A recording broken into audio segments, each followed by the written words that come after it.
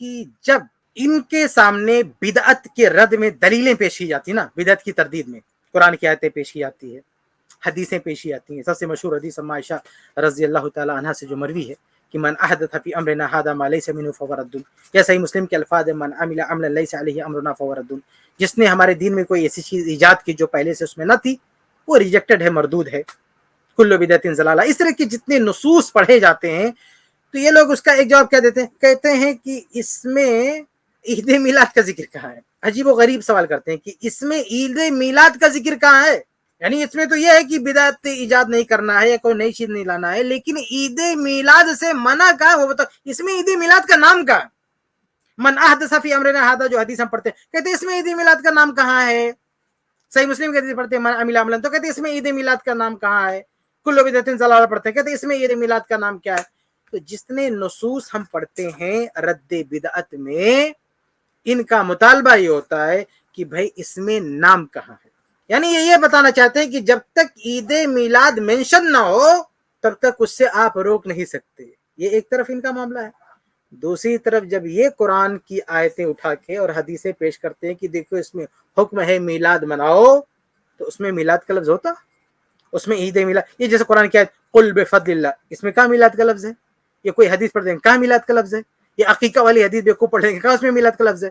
کہیں پہ بھی میلاد کا لفظ جو ہے حدیث میں، قرآن کی آیت میں جب یہ خود دلیل لیں گے تو قرآن کی آیت میں میلاد کا لفظ نہیں ہوگا، ان کی پیش کردہ حدیثوں میں میلاد کا لفظ نہیں ہوگا. عید میلاد پوری بات کہی، عید میلاد کا ذکر نہیں ہوگا نہ قرآن کی آیت میں نہ حدیث میں.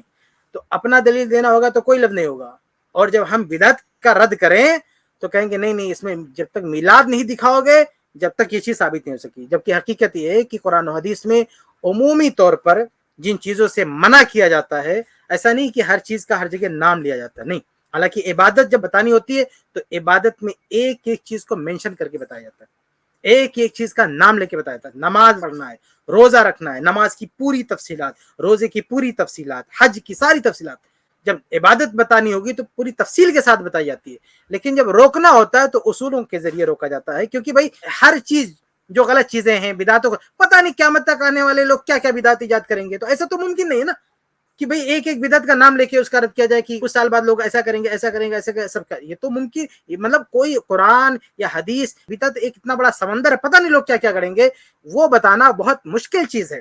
اور وہ ضرور بھی، اس لیے اصولوں کی روشنی میں بتایا جاتا ہے کہ بھئی یہ غلط ہے. جیسے آپ دیکھیں ختم نبوت کے بارے میں کہا گیا لا نبی بعدی، میرے بعد کوئی نبی نہیں ہوگا. اب یہ تو نہیں ہوا نا کہ اللہ کے نبی صلی اللہ علیہ وسلم کے بعد فلاں شخص آئے گا وہ کہے گا میں نبی ہوں، فلاں شخص آئے گا وہ کہے گا میں نبی ہوں، فلاں، ہر ایک کا نام تو نہیں لیا. ایک جنرل بات، ایک اصولی بات کہہ دی، اللہ کے نبی کے بعد اب کوئی نبی نہیں آئے گا.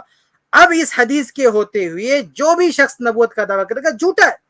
ہم یہی حدیث پڑھیں گے، جسے غلام احمد قادیانی ہے، وہ کہتا میں نبی ہوں، ہم دلیل کیا دیں گے لا نبی آبادی. اب وہ کہیں اس میں غلام احمد قادیانی کا نام بتاؤ، یہ تو لا نبی آبادی، میرا نام کہاں یہ بتاؤ.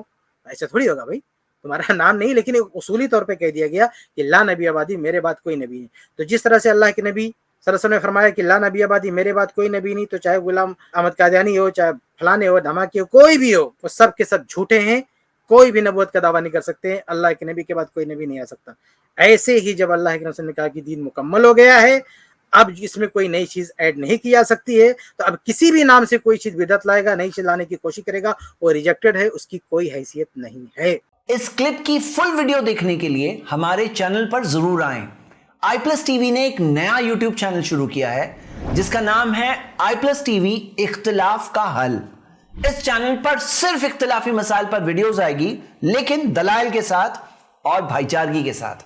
آپ کو میں دعوت دیتا ہوں کہ آپ بھی ہمارے اس چینل کو سبسکرائب کریں، ہماری ویڈیوز کو شیئر کریں اور نوٹیفیکیشن آئیکن کو آل سلیکٹ کریں تاکہ آپ کو ہماری ویڈیوز کا نوٹیفیکیشن مل سکے. جزاک اللہ خیر، والسلام علیکم ورحمۃ اللہ.